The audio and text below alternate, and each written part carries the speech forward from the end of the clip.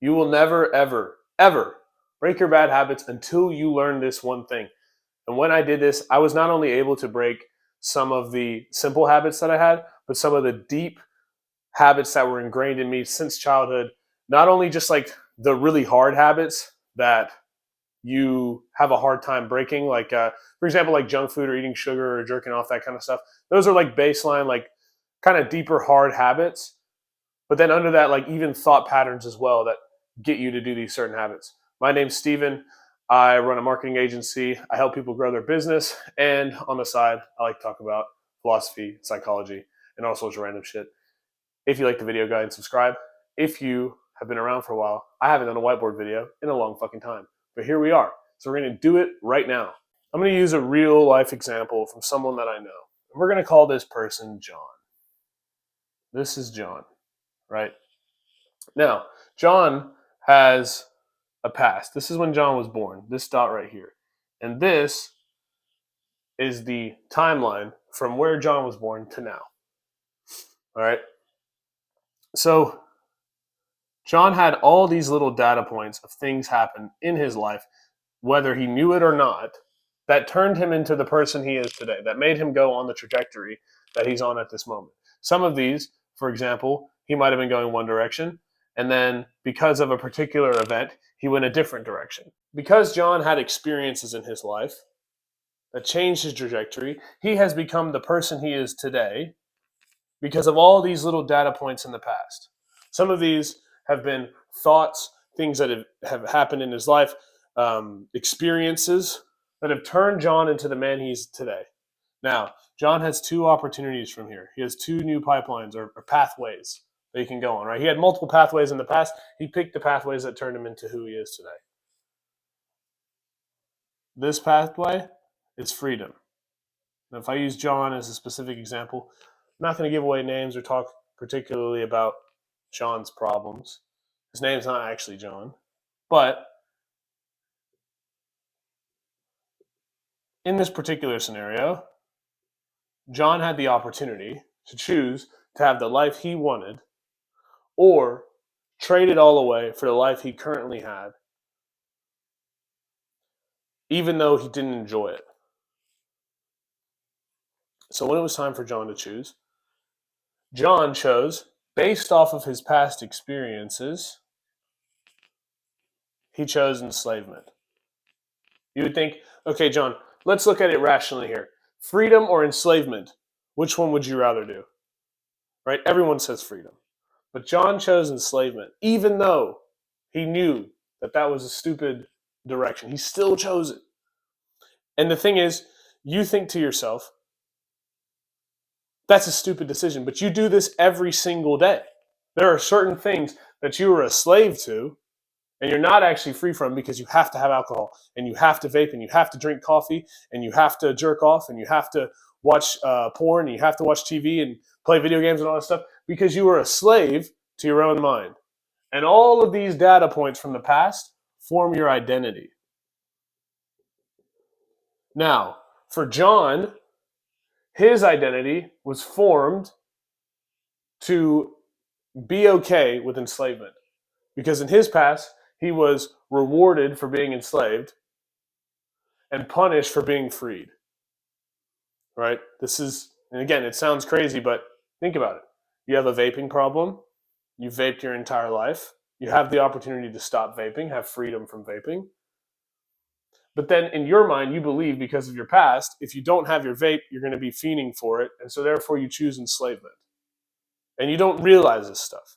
You have to understand this before you even start to try and break a habit. Most people try to use willpower and discipline to break a habit. But the thing is, you always have this little monster in the back of your head that's eating at you and telling you that you need to go back to that thing. I want to talk about Stockholm Syndrome a little bit. If you're not familiar with what Stockholm Syndrome is, basically it's this thing that happens when someone's been captivated or kidnapped at maybe a really young age, very impressionable age, was then kept in captivity for years from this person who kidnapped them. And then they get out of their kidnapping, the person gets arrested or someone finds out about it and they find this kid or this person who's been captured for years.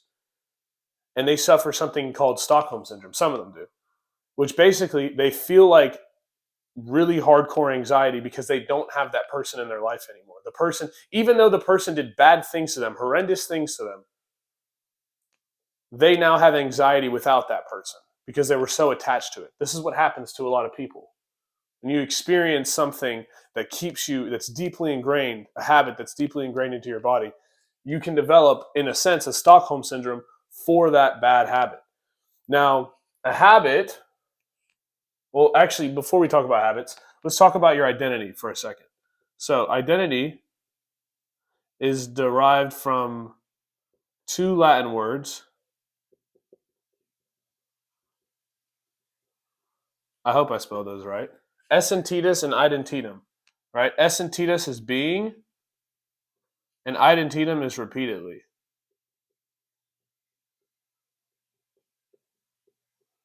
So,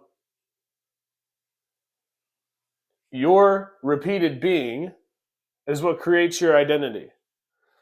All of these things that have happened in the past have created John's identity to where he's going to choose enslavement. Now, I want to talk a little bit about the habit formula. This is habit equals loop times cue times action times reward, right? That gives you dopamine. These loops of cue, action, reward over a long period of time create the habit. And that habit gives you dopamine and pleasure, right? Dopamine is basically the reward center for the brain. Over a long enough period of time, these habits create your identity. Now, that's two parts of the puzzle. Those are the two very, very important parts of the puzzle, but there's a third part, and we're going to get into that in just a second, that you have to understand in order to break your bad habits. Let's talk a little bit about survival. Survival is continuing to exist, especially in spite of the conditions, right? Now, there are a couple ways that our brains are wired for survival. There's like food, water, shelter. It's like Maslow's hierarchy of needs, right? Food, water, shelter, reproduction, social stuff, that kind of thing. When we are in like the tribal days, if you go back to like tribal times, when somebody would pick berries off a bush, they would get dopamine for picking the berries. Why? Because they were hungry.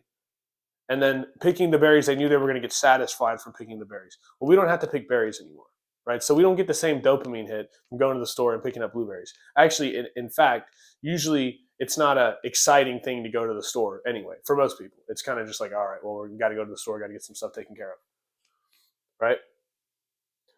So our brain has to find other ways to survive because the basic survival needs are covered. So most of the survival needs that we have and instincts that we have are based off of reproduction and social status. Let me give you an example. Say you're sitting at a table and your friend asks, hey, what's your favorite flavor of ice cream? And everybody around, there's 5 people around the table. The first person says vanilla. The second person says vanilla. The third person says vanilla. Okay, so your cue has been, I need to answer that question. And now you're also seeing that everyone's saying vanilla. Your favorite ice cream is strawberry, and you know it deep down. But you want to survive and be a part of the tribe.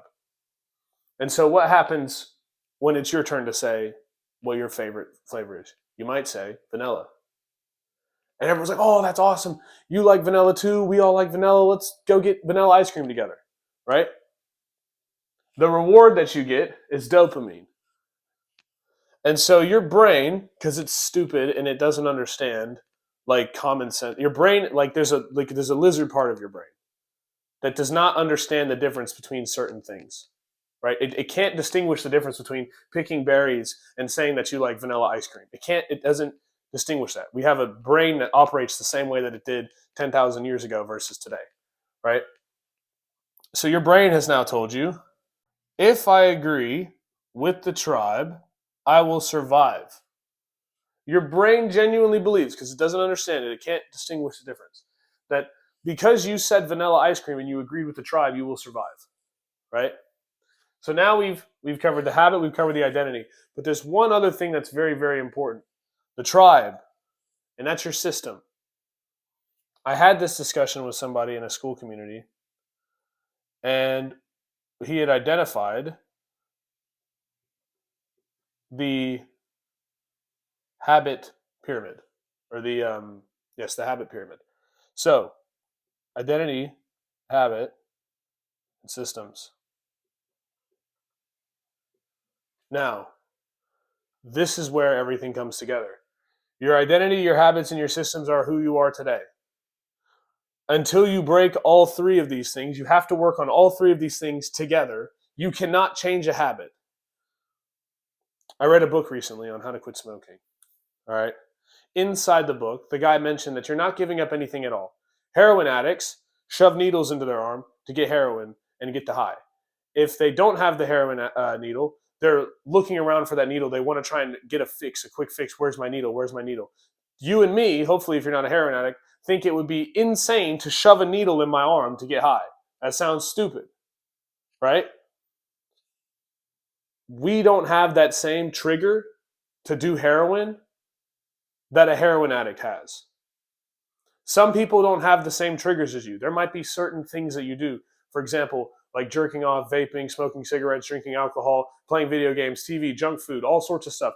People that don't have that tendency in their life, right? I know a Muslim guy. He doesn't drink alcohol. He doesn't have a problem with alcohol because his systems were never allowed him to drink alcohol. He's lived in an environment where alcohol was just not something that happened. His identity was around the guy who does not drink alcohol, and his habit was never to drink alcohol. He doesn't have a problem with alcohol. He doesn't think about maybe I should go get a drink because it's just not in him to do that. So when you're trying to really break a habit, we talked about willpower and discipline, which I'll tell you the difference between the two. Willpower is abstaining from something even though you want it, and discipline is doing the hard thing even though you don't feel like doing it. So they're two different things. When you use willpower and discipline to try and break a habit, all you're going to do is you're going to get down the line, and that willpower is you're always going to be the guy that has to say, no, I'm not going to touch that thing. I'm not going to touch that thing. I'm not going to touch that thing. Eventually, you probably will cave. That's why willpower and discipline make habit breaking so difficult and starting habits even more difficult. Because that's the simplest part of the puzzle. That's good for motivation. But the real truth is you have to change your identity, your habits, and your systems in order to fix your problems. The worst part about all this stuff is that a lot of people, because they have situations like this, because the rest of the tribe and their systems and everything and their identity and their habits match along with these things, they end up getting an anxious attachment style. And I mean, who wouldn't have an anxious attachment style? You literally have the opportunity to scroll on social media all day until you find the perfect dopamine hit for you. I haven't scrolled on social media one time in the last 2 months. I've never felt better in my entire life. Not because I have been using willpower not to look at social media, but I have changed my identity and my systems and my habit to no longer be the guy who scrolls on social media. You can watch all the fucking videos in the world about how to break a habit, and everyone will just try to tell you, just don't do it and hide the cues. But the truth is, you have to fix all of this, because if you don't fix all of it, you will continue to be the same person. This is why I was able to exponentially grow my agency, because I stopped with the bullshit. I changed my identity, my systems, and my habit, and I grew my life into something that it was not previously.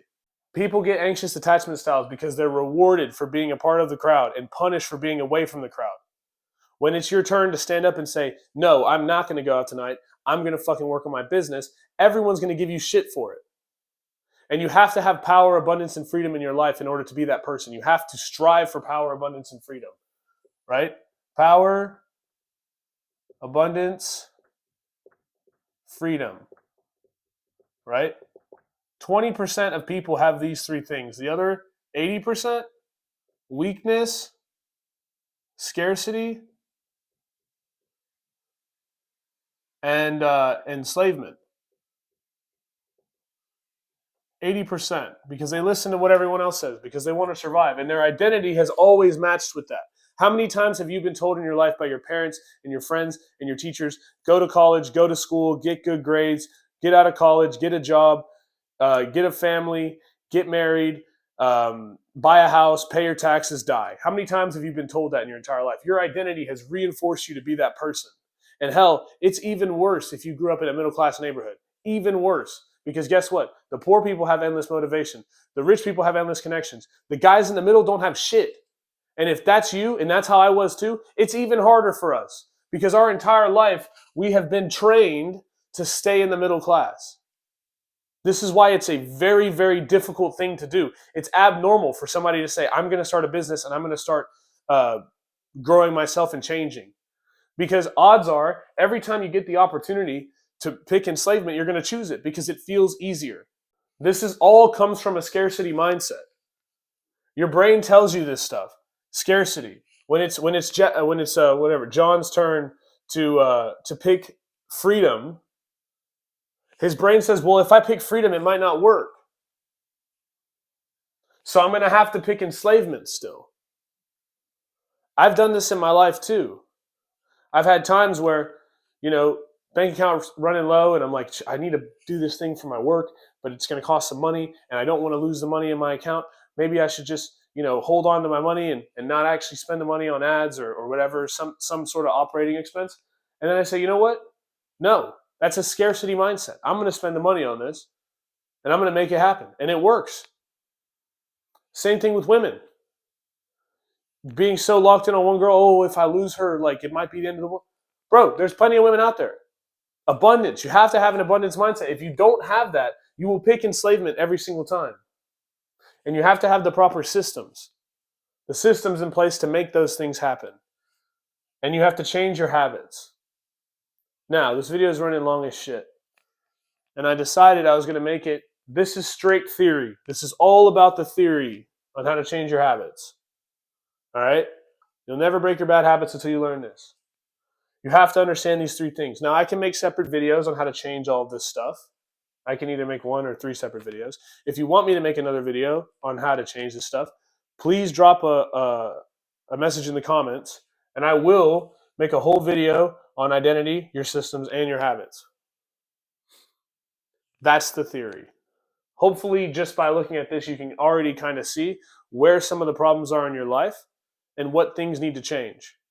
Right now, for myself, I've gotten rid of a lot of my baseline habits. I've been working on some of my deeper, darker habits that I've been trying to weed out of my life for a long time. And also, I'm working on my thought patterns, which is you have thought patterns in your head, habits in your head that you might not have even realized. That your brain and your ego try to convince you is things you need to be thinking about and doing because of all of the past that you have, because of your previous identity. You can't let that control your life.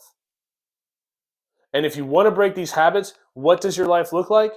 You make more money, you're a lot happier, you train better, you sleep better, talk to better people, you have better people in your environment, you enjoy things easier, you don't need distractions to make you happy. I've been able multiple times to sit in a location by myself and do nothing for 15, 20 minutes and just sit there and enjoy it peacefully, looking up at the trees and the leaves and stuff. That's only something you can do when you break the bad habits, because your brain has been trained to say, I need to find my phone. What's going on my cell phone? Who posted on Instagram? What's going on today? I couldn't even tell you what's going on in the news. I don't know the next UFC card. I don't know nothing, because I've been able to change these things. I'm hyping it up because I want to make a part 2 to this video, because this theory is fucking sick. All right, and shout out to the bro that worked on me with this theory, because we spent a lot of time on this. His name's James. But that's everything.